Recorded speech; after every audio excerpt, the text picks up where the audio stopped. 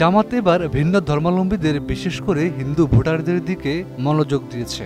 দেশের বিভিন্ন এলাকায় দেখা যাচ্ছে জামাত নেতারা সনাতন ধর্মাবলম্বীদের সঙ্গে যোগাযোগ বাড়াচ্ছেন, লিফলেট বিতরণ করছেন এবং সনাতনী কমিটি গঠনের উদ্যোগ নিচ্ছেন। সম্প্রতি জামাত নেতা রফিকুল ইসলাম খান গণমাধ্যমকে জানান, হিন্দুদের ভয় দেখিয়ে লাভ নেই।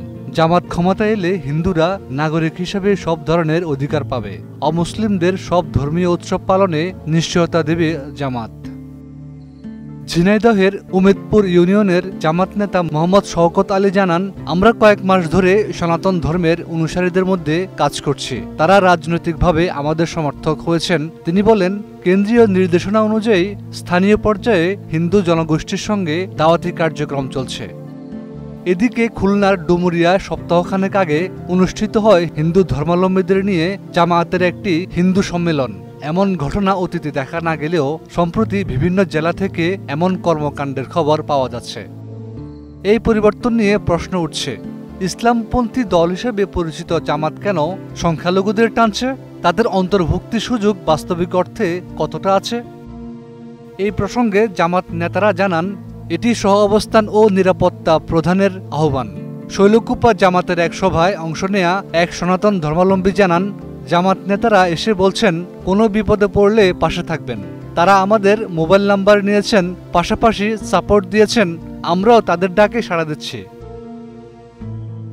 জামাতের কেন্দ্রীয় সেক্রেটারি জেনারেল মিয়া গোলাম পরওয়ার জানান, গঠনতন্ত্র অনুযায়ী অমুসলিমদের সদস্য হিসেবে অন্তর্ভুক্ত করা যায়। তাদের জন্য মুসলমানদের মতো ধর্মীয় শর্ত নেই।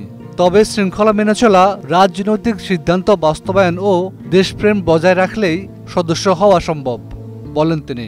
তবে নেতৃত্ব পর্যায়ে ভিন্ন ধর্মাবলম্বীদের সুযোগ নেই বলে স্বীকার করেন গোলাম পরওয়ার।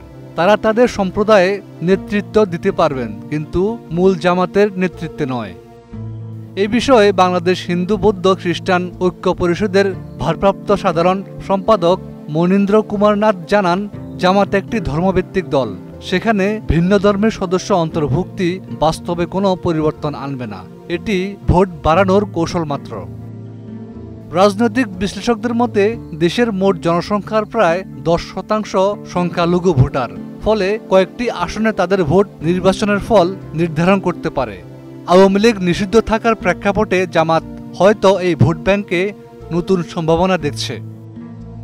জামাত অবশ্য বলছে এটি ভোটের রাজনীতি নয়, বরং নাগরিক অধিকারের প্রচার। তবে বিশ্লেষকরা মনে করেন, বাস্তবে দলটির গঠনতন্ত্রে নেতৃত্বে ভিন্ন ধর্মাবলম্বীদের সুযোগ না থাকায় এই উদ্যোগ আনুষ্ঠানিক অন্তর্ভুক্তি হলেও কার্যকর অন্তর্ভুক্তি নয়।